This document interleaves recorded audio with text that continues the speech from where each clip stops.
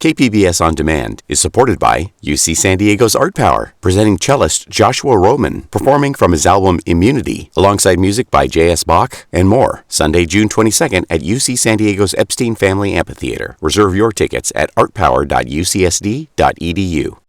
Now playing on the Parker Edison Project. What I learned is that after we got on the boat, we don't know what happened in our past. And they didn't know what happened once we got to America. So there's like this huge gap of like information that's missing. That's up next on the Parker Edison Project. KPBS On Demand is supported by UC San Diego's Art Power, presenting cellist Joshua Roman, performing from his album Immunity, alongside music by J.S. Bach and more. Sunday, June 22nd at UC San Diego's Epstein Family Amphitheater. Reserve your tickets at artpower.ucsd.edu. Wait. Like, but Wait. no. No. Record this. Okay, no. Okay, no. You are now tuned to the Parker Edison Project. Good morning, and welcome to the Parker Edison Project. The theme of this season is geopolitics, which includes the relations between countries and their people. Let's talk about Africa and America. There are centuries of history there, but the transatlantic slave trade sits prominently as a gross, twisted bridge that bonds us and simultaneously sours that connection.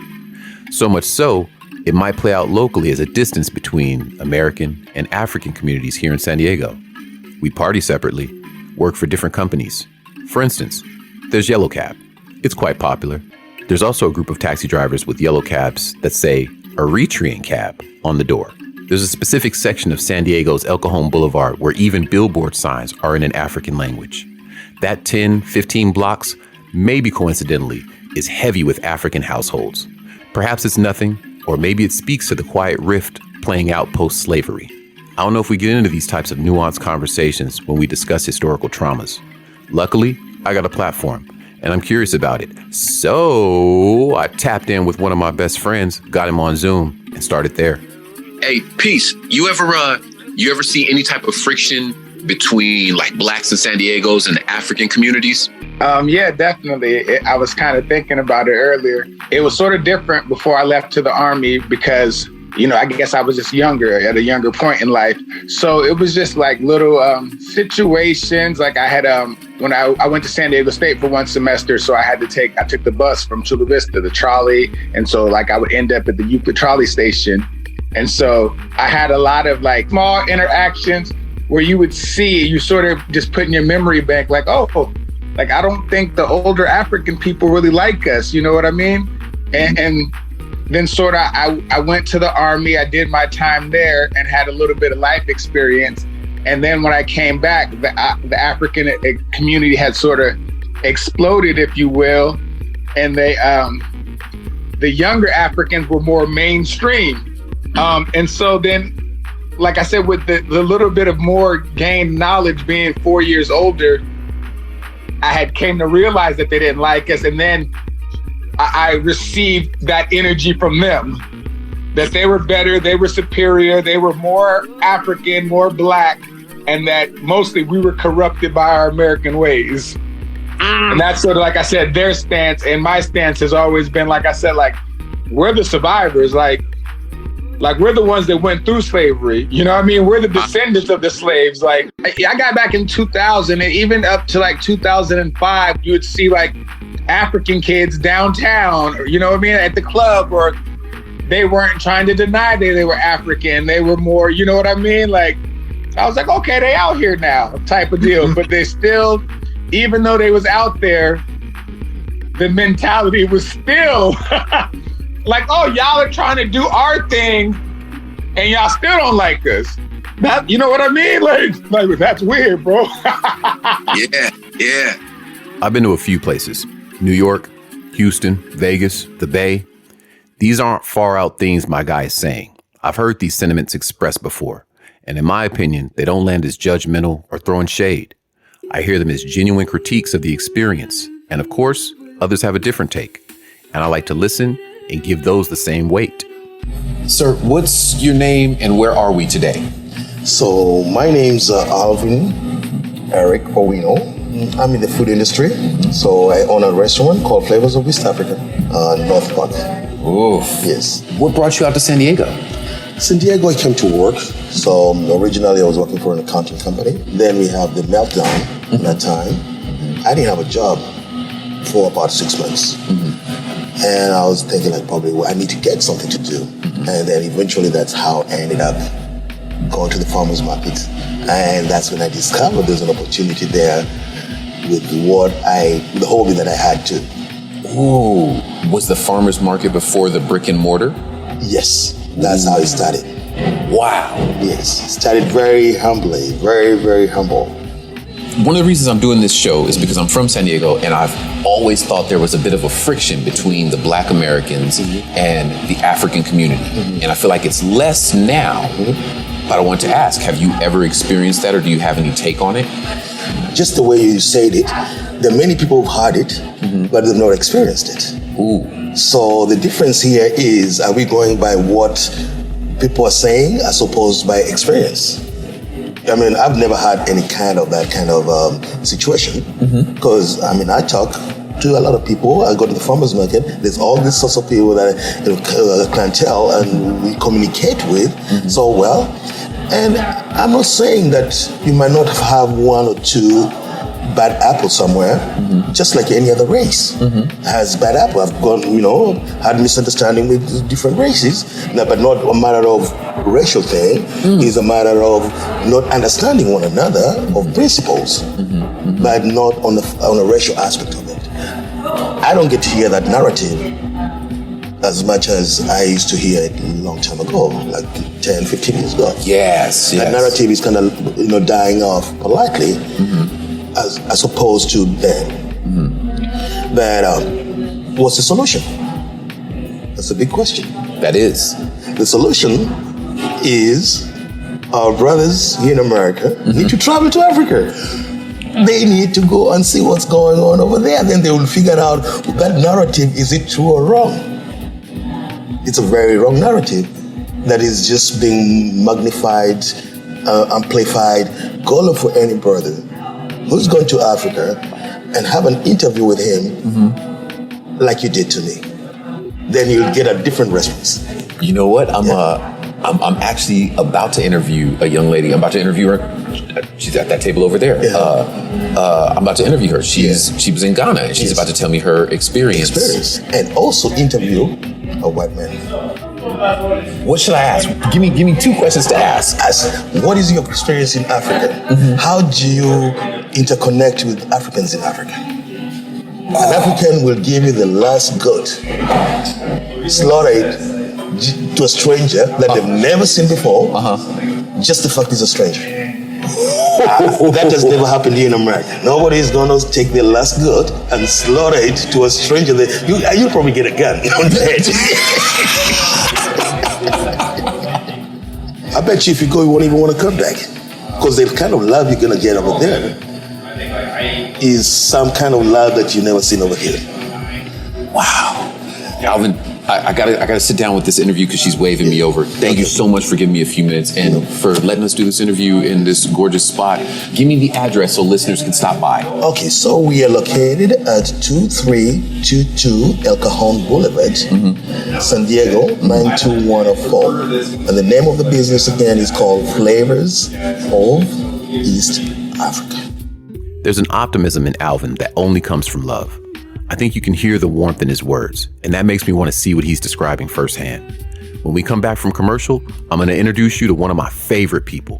She's been some places, and one is across the water. Stick around. Stay tuned for more of the PEP.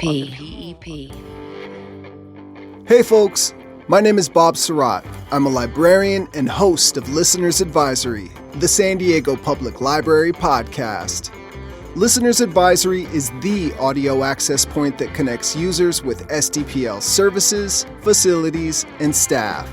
Tune in twice monthly for a mixture of narrative-driven segments, in-depth interviews, and roundtable discussions about everything from professional recommendations to community-centric matters. Find us wherever you get your podcasts or at mysdpl.org/Listeners Advisory.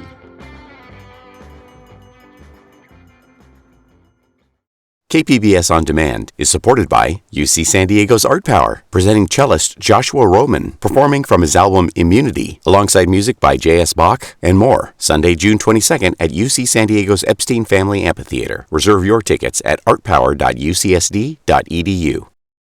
And now back to the PEP. Welcome back. The topic is the relationship between Africans and Black Americans. Although we are genetically related by the same bloodlines, we're essentially separated by one major event. Africans are pre-slave families and Blacks are post-slave generations. This complicates the relationship because even though we are one people, we've experienced two different realities. My next guest and I refer to each other as siblings. It's an unspoken rebellion against past traumas that try to keep us separated. I adore everything about her, and it's a blessing that I was able to get her on. She's from the places I'm from, so I take her take on things as being pretty close to what I might think. Peep. What's your name?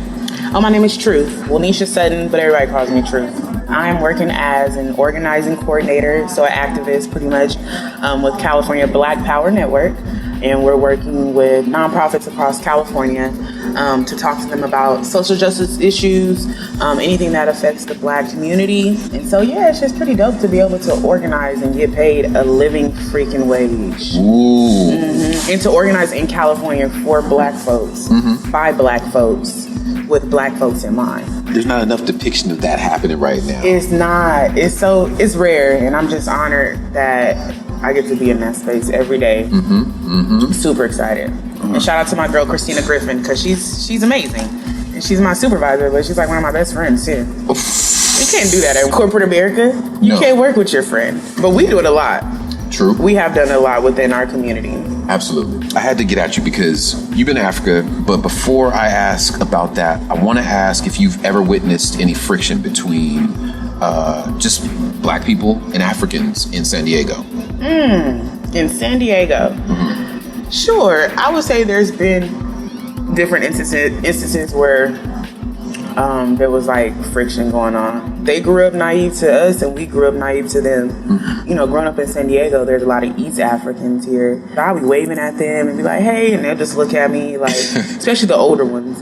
And then when I went to San Diego Community College and I started talking to like the younger Africans there, East Africans there, they would tell me the language barrier. Like, it wasn't that these people didn't want to talk to me. They didn't speak the language. They didn't understand the culture. So that already was enough to silence them and to be like, I don't know if I could talk to them. And probably the way I was dressed, or, you know, you just never know. And then, of course, you know, you hear African Americans saying like derogatory words towards Africans and vice versa, nationally for sure. Yeah, hear talk, I'm like, what? What do you mean they don't like us? Right. Yeah. Right. Yeah. With the motherland, what officially prompted your trip? Like, what made you pull the trigger and just do it? When, you know, Alfred Longo was murdered by the police, and I was going through so much here in America, a friend of mine at the time was going, and I was like, I'm going with you. I didn't have a really good job then. I was on welfare. I didn't have a passport. I didn't have money to go. But I don't know. I felt led and felt like it was like divine. It was definitely divinely guided. It's something that was already in my heart. And then I feel like the universe made a way for it to happen, because I did a GoFundMe and I raised $5,000 in 3 months. And I was able to fund my trip and was able to pay for my passport and everything. So yeah, that was like how it all came about. It was very magical. I went to Ghana. That's the only place I've been in Africa so far. And fun fact for folks, every place there is a country. That is a continent. Africa is not one country. No, I think there's like 50-something countries there. So every place is different, with a different currency, with a different president or elected official, however they do their thing. Right. Different cultures. Everything's different. Did Ghana feel different than the U.S.? Most definitely. Being from San Diego, we have the luxury to go to Mexico often, and it kind of gave me the same kind of vibe, like seeing people that have less than us but have more than us inside. Like, their gratitude is more, their mannerisms are more, just simplicity of life means more to them than to us, where we're just like, the stress, I'm not saying that it doesn't exist, there's definitely stress there, but the stress that we have and the depression and all that type of stuff that consumes us every day, that work, it's just a different kind of vibe there. It feels different. What was the dynamic between Africans and American Blacks? And what I learned is that after we got on the boat, we don't know what happened in our past. And they didn't know what happened once we got to America. So there's like this huge gap of like information that's missing. One time I remember I was with a friend of mine and we were walking down the street and he was a police officer. And then he was like, well, you know, one thing I don't understand, like why you guys just don't listen to the police and, you know, why you guys just don't do what they tell you to do, then you won't get killed. And I'm like, it's not like that, love. There's actually a lot of racism. They don't understand racism. Some of them don't understand racism, the mass majority of them, because everybody around them looks like them. Now, is there classism? Sure. Is there bias? Of course, ignorance. But racism is not... There's colorism, sure, but racism not a big factor, and that alone is a different freedom for Black people that we've never had. You're not walking around with this anxious anxiety, like, oh my God, I'm the only Black person in this room. Yeah. If something happened, they're gonna point at me, or something. Yes. You know what I'm saying? There's that type of, there's a peace that you get just not having to deal with racism. Would you advise other Americans to take the trip? You need to know someone there. Okay. Because just like anywhere, people gonna try to, you're not from there, they're gonna try to get you. Mm-hmm. I'll just say go with somebody there so that they can like talk for you when bargaining for things. Because if they know you're American, they're gonna upsell you. Of course. Yeah. They're trying to survive. Yeah. I think American dollar, $100 bills, when I went, $100 bill equated to like 5 times more. Ooh. Yeah.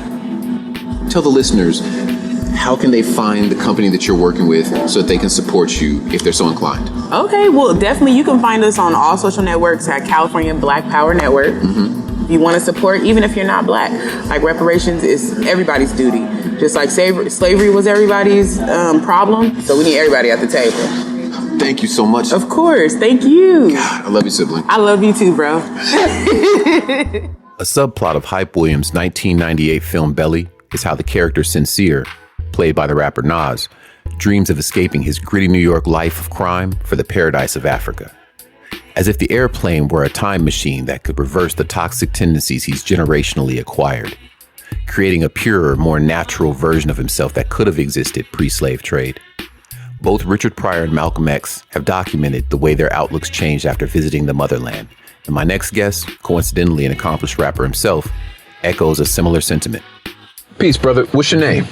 My name is Ryman Riddler, and I'm from Chillin' Villain Empire, Project Blow, The Good Life Cafe, Los Angeles underground hip-hop artist.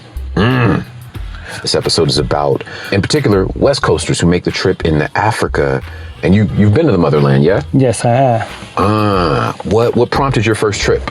I lived in Paris with a friend for like 11 months out there, just like recording and doing shows and stuff and mingling and meeting people.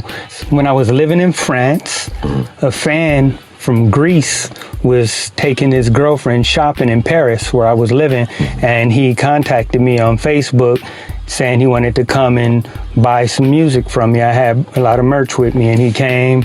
We went out to lunch. He bought a bunch of CDs and stuff, and then he hit me up again a few months later after I came back to America and asked me to come to Greece to do a show. And I did this European tour, did Greece last, chilled with them for like 5-6 days before I came home in Athens. This was in 2009. Then in 2015, one of his friends hit me up named Arlen, and he wanted me to come to this festival that they're starting called Nege Nege Festival in Uganda. They wanted me to come out there and be a part of the festival. I was there for 2.5 months. They had me there to help with promoting the festival, with working with some of the other artists that are going to be in the festival, doing some production and taking it to the studio to record. Do you know what the name Nege Nege means? The irresistible urge to move. It also means sex, too. Those are two different meanings. That's two different meanings. What's Uganda like? One of the most beautiful places, like as far as the climate and the green and the color of the red dirt. It was like mind-blowing just to be there, to be, around so many people who look like me. You know, nobody knew whether I was Ugandan or not. We all need that experience to go, especially to Africa, because it's so, you know, the way we're taught about Africa as kids, nobody black want to be called African or be associated with Africa. When we were kids, you know, they called you African booty scratcher and stuff like that as a joke. But, you know, a lot of people as a kid, if I met somebody from Africa, I'd be like, is it tigers and lions? Have you seen, you know, and giraffe before? But they live in the city just like us, you know. And they all have huge populations of young people. That's the biggest population boom in like the next couple generations. Africa is going to take over China, you know, like a couple countries in Africa, you know, because they got so many kids right now that once they reproduce, it's like, that's why all these countries are going there. That's why China's there. That's why Russia's there and America's there, because this is just going to be the, you know, the boom. This is where all the consumers are going to be, you know. I dig. This is supposed to be the biggest consumer center. Is there anything you think Americans would specifically gain from making this trip? Yeah, a new perspective on Africa, basically, you know, especially as a black American, someone that's our ancestry and sin being there, like where the show was, where the festival was, it was like on the Nile River where the Nile starts in this town called Jinja. And right there is where they found some of the oldest, you know, human remains is right there in that park, in that area. This whole episode, we've been playing music from a record that you recorded during the time you were in Uganda. It's a beat record, yeah? Yeah. How was it received when you released it? It did well. Like, it got some good press. It got really good reviews, and all the tapes that they made sold out. You know, it's like a limited supply thing. It wasn't even a whole lot. What are you working on these days? Right now, we just finished a new CVE album with my group that's called Critical Bass Theory. I'm working on a solo album. Fish just finished a solo album that I did some of the production on. That'll be coming out in the next couple weeks. And I'm finishing up a new album called The Reformation that I'm working on. I got a copy of the CVE vinyl, man. I appreciate you sent it over. It's real classy of you, man. Can I run one of the tracks from it? Of course.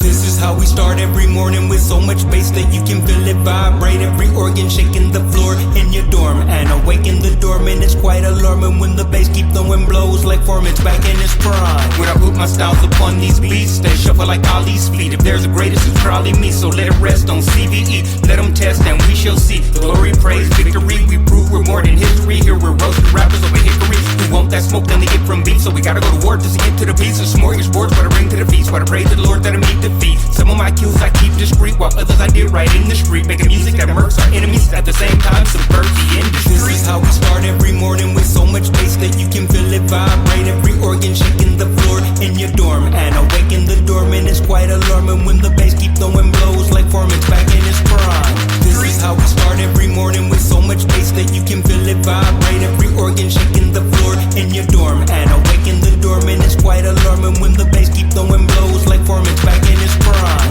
This is how we start every morning, with so much bass that you can feel it vibrate. Every organ shaking the floor in your dorm and awaken the doorman. It's quite alarming when the bass keep throwing blows like Foreman's back in his prime. Thanks for stopping in. The Parker Edison Project is produced and hosted by yours truly, Parker Edison, and of course, the good people at Platform Collection. Be sure to subscribe and catch the next episode on Apple, Spotify, or wherever you get your podcasts. If you have any comments or questions, visit theparkeredisonproject.com or hit us on Instagram at the PE Project. Chris Reyes is head of audio production.